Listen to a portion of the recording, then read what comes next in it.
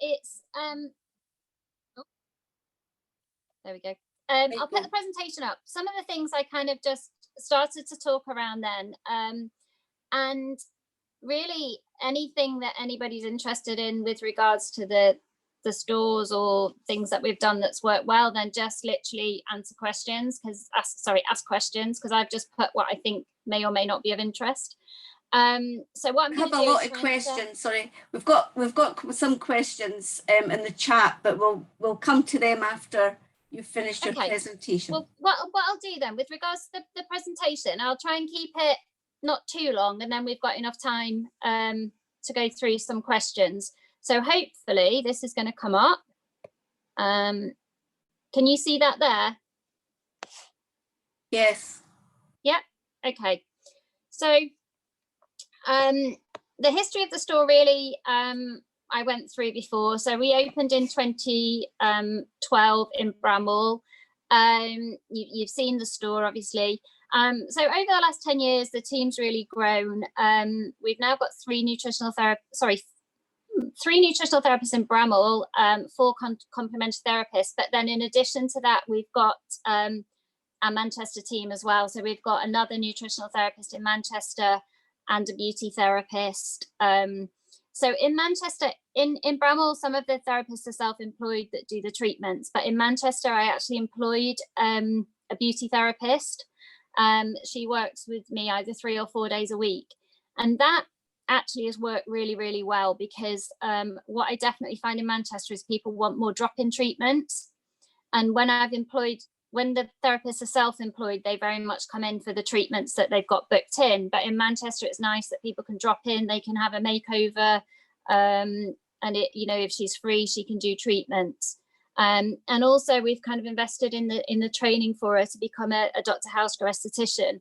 It's just something that I learned along the way, was that loyalty to the brand when people have had the treatments in it, and that helps the shop sales. Just because it's pretty relevant, I guess, to our history, I thought I'd share some information about how the pandemic impacted us. And obviously I've talked about a few of these things anyway.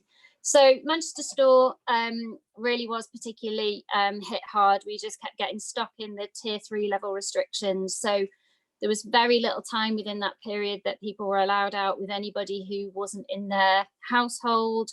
It meant obviously people weren't going out for events to restaurants and things like that. I know the whole country was hit, but we just seemed to get that extra level of restrictions for a long time.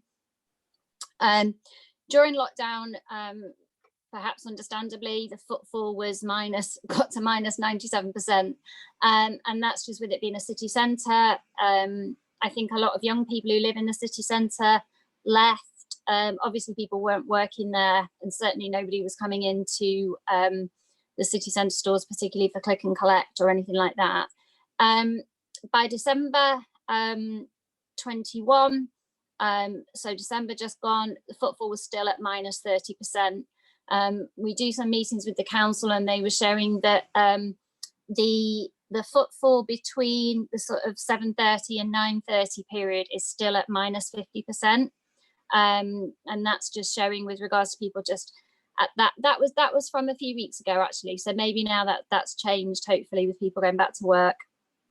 Good news there is, despite that, we did actually grow our sales by 20%, 25% year on year in December. Bramhall, I found, was holding up really well, but that's definitely flattening off. Our sales certainly are down on 2019, and I think, if anything, that's where we need to kind of focus quite a lot, because people are, I think anyway, in my view, people are losing a little bit of that kind of, oh, we'll shop local. They found other ways to shop, which is what I move on to in this next point. They've actually found, that they're still working from home a lot. It's far easier to nip on, go to Amazon or go to wherever, order up. It's one of the downsides of selling branded products, I guess. They can nip on, order something, it'll arrive with them next day. So that, I think, is our challenge. So that's where we need to work with alternative ideas. However, the the pandemic did bring us some opportunities during, let me get my years right, during 2020, we completely redid our website. We've now got it based on a Shopify platform, so it's much faster. We've got about 2,000 products on there. And what that means is we can serve our customers online. We do get some new customers and we get some national orders, but generally I'm not really in it to, it'd be nice if we could, but it's a different world to compete nationally against some of the big brands. You know, we're not necessarily coming up against your Planet Organics or Holland & Barrett to a certain extent. We're not going to come up against those, but what it does mean is customers who know of us shop with us. We can deliver to them, and hopefully in quite an easy website that's easy to work with, easy to find what you're looking for. We also introduced online consultations, which were really successful. So there's a link on the homepage of the website that says book a health review. That takes you to a diary page, and then you can just book in a slot, and then one of the nutritionists will do a sort of 15, 20, well, probably a 20-minute Zoom call. So we can do the advice that we would have previously done on the shop floor. And we're definitely, as I've said a few times, really working on promoting our USP, so the advice, quality products, everything that health stores do well. Certainly not getting into discounting on the website. We'll every now and again run an offer that we would be running in the store, but we're not doing kind of low price on the website just to compete with other online players. So very much at the moment kind of looking at what the future is. There are lots and lots of opportunities out there. For me, this year is about investing more in the marketing. It's not something I've really spent any money on in the last few years because I wasn't really sure that the people were there to market to. But very much my aim with any marketing we do is to get people into the stores. That said, looking at continued investment in the website, just to make sure that we make that process for them as easy as possible. One of the things I have found with the website actually is we get a lot of orders from the kind of Manchester city centre area. So whilst the store can still sometimes be a bit quiet, I think people have come in, found us in the city centre, and then hopefully our customers who would have come to the shop can still order with us, which is good. And there's definitely opportunities within the health and wellness market. There are people who, post-COVID has had a different kind of look and thoughts about their health, but also you've only got to go online now and see all of the bloggers, all of everybody talking about health products. So for us, it's kind of saying, well, okay, we know all these things. We're qualified to offer that information. So how can we reach them and deliver that information to them? Definitely want to look at the store experience. So as I mentioned before, putting those experiences in store. I think there's work we can do with collaborations. There's lots of local personalities, influencers, and there's a huge amount now that we can do with technology that we've really not explored at all. So there's loyalty apps, there's specific targeting that you can do using Facebook ads, using our point of sale system in a different way to take all of the data that's in there. It gives you a lot of information, but it does need a fair amount of time to work all that out. So still lots and lots and lots of things we can work on. There's no doubt that there are challenges. There are, for me at the moment, costs is a big consideration. I think throughout the pandemic, we were protected a little bit by, obviously furlough ended last year, but we had furlough, we've had business rates reduction. It feels a little bit like now everything's coming back and going up, yet we're not quite, so with Bramhall, for example, we're not trading at 2019 levels, so that's pretty tough to have increased costs. I also am always really, really keen that I give fair pay to the staff, and that's a little bit challenging because retail isn't necessarily a high pay industry, but I do think my staff deserve to be paid for the job that they do, but obviously it's challenging at the moment with costs. I've mentioned online discounts loads of times. I've been really hit by absence for COVID isolation. Perhaps we've had a slightly more difficult situation here. We've got a number of the team who haven't had vaccines for their own personal reasons, but that does mean every time one of their children has had COVID, they've had to isolate. So we've literally had, since November, we've had 2 people off, I think, most of the time. And then question around supplier price rises. That's something that suppliers understandably have to put their prices up because their ingredients are, their costs are going up. But it's how long customers will continue to be able to, I guess, still buy the same products at the higher prices. So that's just some information that I put together that I thought might give a bit of information about where we are at the moment. I'll stop that. But yeah, any other questions? Can you see the chat, Avril? Yeah, can you see the chat? I will try and bring it up. Oh, there we go. So we've got a question from Erica. With the limited range, do you do special orders for customers? Yeah, so we do. Sorry, I can't see the questions in the chat, but I'll just close it as long as you're happy to ask the questions. Yeah, we do a lot of special orders, actually. I think stock management is quite tricky because you don't want to hold too much stock on your shelves, but then you want to have everything that everybody wants to come in to get when they come in for. So yeah, we do special orders. It's easier special orders for some of the supplement brands because usually they're like lower minimum order quantity.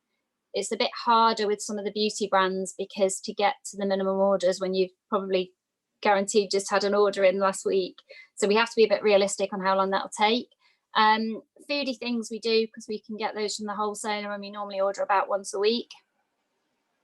So yeah, we've normally got a list of customer orders going on, which is what I was looking at before. Okay, next question is from Cheryl. What revenue is generated by the treatment rooms? Yes, so I realised when I said those percentages that I'd completely missed out treatments. As I added them up, I thought, no, that's not quite right. So that was the percentages with regards to the shop sales. But actually, treatments are, well, treatment income is about, it's about 25% of our overall revenue. However, most of the therapists just pay a room rental, so the margin's actually a little bit lower. So it kind of depends a little bit on how it's accounted, whether the revenue goes in as the treatment revenue or just the room rental. If it goes in as treatment, it's about 25% of our overall revenue. Okay, I'm curious of the model because we have a room above our shop that's we use for Pilates and yoga studio and drumming workshops and all sorts. But we just rent that room out at £10 an hour, so it's not a huge income. I did wonder whether we could divide it into 3 or 4 rooms up there and put therapists in. But you employ the therapists, some of them you just rent the space out. Yeah, so anybody who, all of the treatments that happen from the rooms in Bramhall are done on a self-employed basis. But the transaction does go through our system and we take all the bookings. So from a customer's point of view, it's fairly, hopefully fairly and seamless. Then the therapist gets a percentage of it, or how does that No, work? they pay a flat rate. So I actually charge them £14 an hour for the session. Well, it's not an hour, it's £14 for that kind of client session, so they can come in before, they can set up. But for that I provide a bit more than just the room. So we provide the towels, we're doing the booking service for them, we sort out any inquiries, and to be honest, they get all they don't need to do a lot of extra marketing. It's all there for them. So I think sometimes they think, oh, £14 an hour, that's a lot more than I could be paying somewhere else. But actually then if you kind of explain what they get for that, and they don't have to rent that room for an entire day, so they can take holidays when they want to.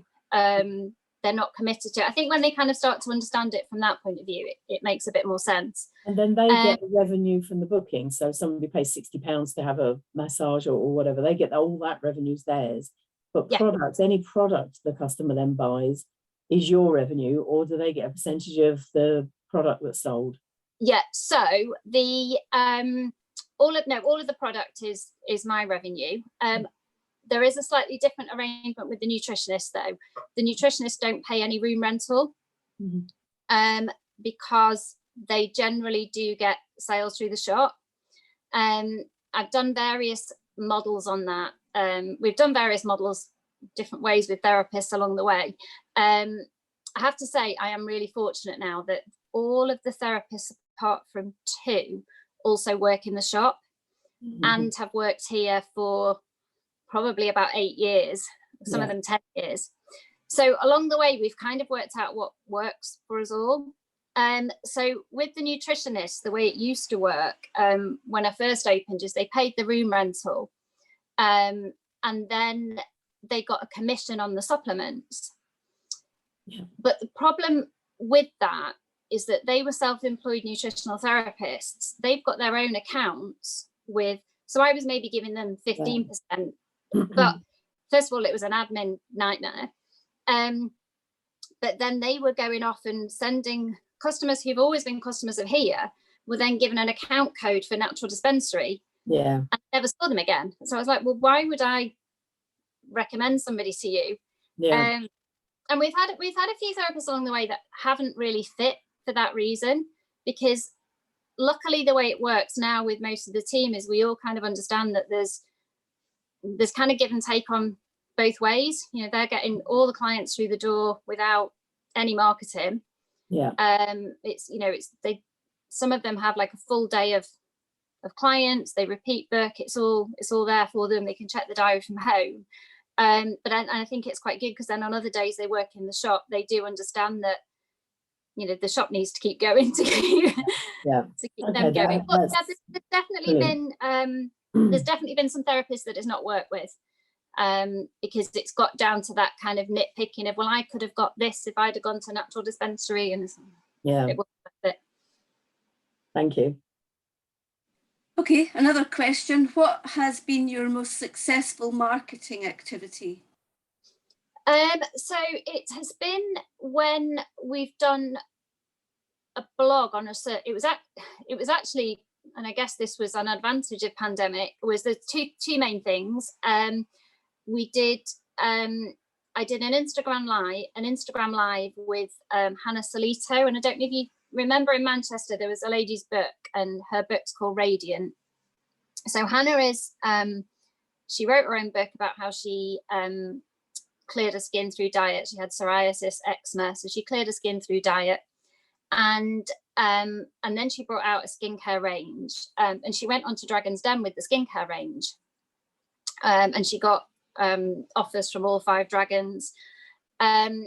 So we stock her brand, and I chat to Hannah a fair amount. She'd done an in-store with us at one point. So during the pandemic, it was kind of like, okay, well, let's do a webinar. So she put it on her site.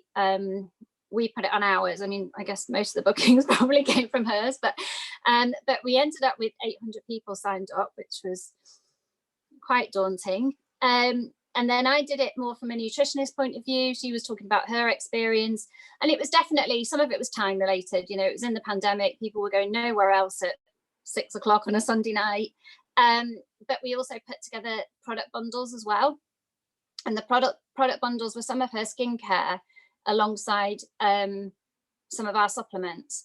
So we did a focus around kind of, it was quite focused around skin and hormones, because that's probably one of the areas that I'm more interested in. But we were doing a bundle of some of Hannah's products, and then I think we had like the Clear Skin Complex was in there, and the trout oil was in there, and it was all set up, and it was really easy for people just to buy with, you know, one click, right? And when you've got them engaged, so that was really good. The other thing, not on that scale, but I did I wrote a blog about menopause on the back of, do you remember the Davina menopause program?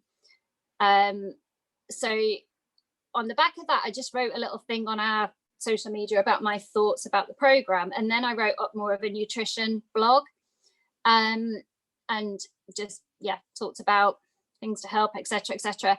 And I think that just resonated with our target audience. It resonated with our customer base, so it got shared quite a lot, and we got quite a lot of orders through that as well. So that was probably a mixture of it being topical. I seem to find that the night the program went on, I actually had some time that day and the next day to write something.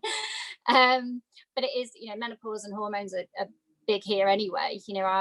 Our target customers in that age group, but to get something out that people could read, and it was shared on quite a lot of local groups, so that was good. Okay, here's a good question for the next one. What keeps you awake at night? Do you know, weirdly, nothing. I sleep. Like, I think that's the only reason I keep going, because I don't know what happens with me. I run around all day and then I just go. If anything was to keep me awake at night, what would it be? Probably paying the rent. I try not to think too deeply about that side of it. That at the moment is the biggest thing. We have to at some point decide, well, I have to decide whether I'm going to carry on with the lease in Manchester, which I really, really, really want to do.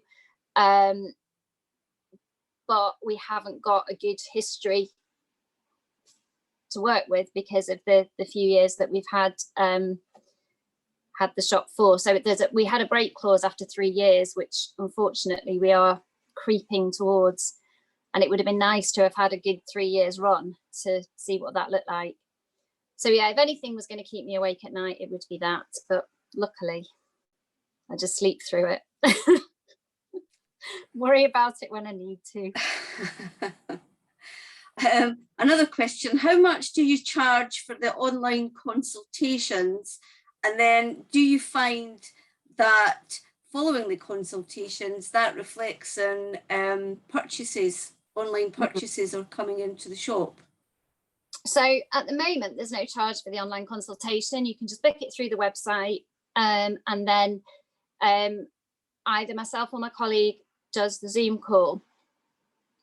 The honest answer is that it depends a little bit on who does the consultation, because there's part of it which is going to sound a bit odd. There's part of it is that if I do it, people know that I own the business, therefore they believe every word I say. So, which is not, I know less than probably some of the team. I know a lot less than some of the team. So there's that side of it that I do find that they'll engage more for that. But also what I make sure I do on my follow-up is literally send the links to the website and try and make it as easy as possible.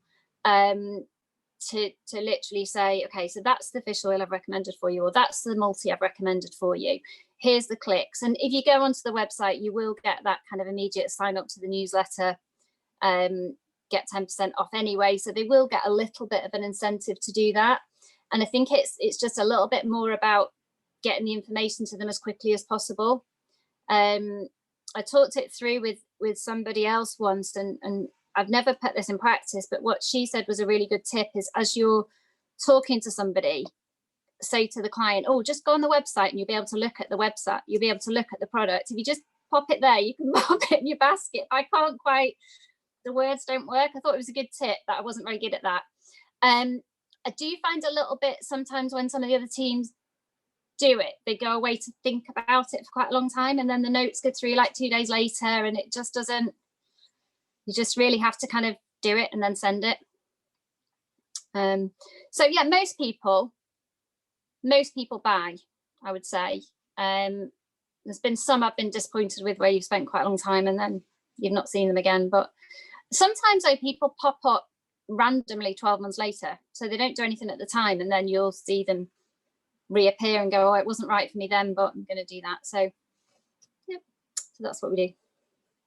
Okay, next question. How do you send your web orders, such as via courier or other ways? At the moment, we just use Royal Mail, and I've just got this drop and go form, and so that basically there's an account with Royal Mail. We fill in a form and then we can just hand them in at the post office.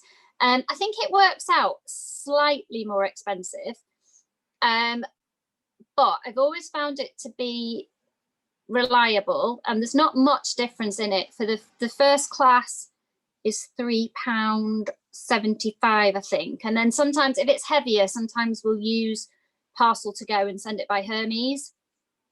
But it's just if it's a standard, if it's under a kilogram, it seems to work better and is easier just to pack it and drop it at the post office. And then it means as well everybody can do it, because otherwise they've got to go on Parcel to Go and then somebody gets confused and you need to know the weight of it, and then they left it because they didn't know how heavy it was.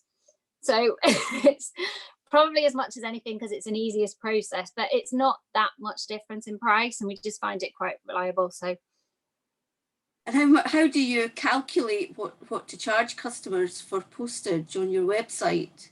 So it's a flat fee, and under £30 is £3.95, over £30 is free. And all that means is there are some particularly heavy products that I tend not to put on the website. So the vast majority of our parcels just go out as first class, which is £3.75. We don't do anything by weight on the website. So if somebody did do like a big order, it would cost us more to send it, but then they've ordered more anyway. When it's a heavier one, I'll probably use Hermes, or if you send it Royal Mail second class, it's about might either be £2.60 or £3, but you can send up to 2 kilograms, and often they get there just as quick actually. I think if we do send out a fair few web orders, and it's maybe somewhere that I need to assess it a little bit more. I know when I last did it, there wasn't really a lot in it, and I had to make it a bit more complicated, so I stayed with things as they are. But it might be one that, as I track how many parcels go out, that I look at doing it differently actually, because it is quite a big, and that's one thing I would say with the website in general. I mean, it's great to have it, and I almost feel like you sort of have to have websites now to a certain extent, but they are a bit of a pain because you have to keep them maintained all the time. You have to pay postage every time. So you've got a shop, someone comes in and they take some things off your shelf and you scan them and off they go. You get a web order, you have to go and get it, you put it in a box, you've got packaging, you take it to the post office, you pay £3 something to post it. It's not ideal really, but that's the way it is. Luckily we get a lot of local orders actually, so I think that's the massive benefit of the website, is people who perhaps were going to order online. If we didn't have online, they probably would go elsewhere, but because they know that we have, they'll order through us. So okay, well, time's marching on, but I think we have a message here from a health food shop who's just opened up. So it's, I have opened my health shop 8 weeks ago today. What advice would you give me? Gosh. What advice would I give someone who's open? I think I would, this is just off the top of my head, so I don't know whether this really is the highest priority, but I definitely would look at stock management systems. I think buying the right stock at kind of the best prices you can, but not keeping too much stock in, has a massive impact on your bottom line. So certainly I would be monitoring that. I'd be making sure you had some sort of an EPOS system. And then I probably would say put into place some sort of customer loyalty system, so that you've got some customer details that starts to build your marketing database. Make sure people then can remember where you are and what you're doing. But I'm sure there's lots more things than that. And actually, look really closely at your suppliers, look at where else they're selling, look at those brands that people really need to or will come to you for, and the brands that are kind of loyal to you as well, so that they'll come back to buy those products from you. Okay, well, we've not got any more time, I'm afraid, but if we haven't answered your questions, if you want to send an email to office@nhs.co.uk, I'll send it on to Joanne and we'll make sure that you get an answer to your question. So I just want to thank Joanne for a really interesting and informative virtual roadshow, and we hope that you will join us for the next one, which will be in a month or two's time. You'll get plenty notice of it. So thank you very much. Nice to see you all. Thank you. Thank you, everyone. Bye-bye. Bye.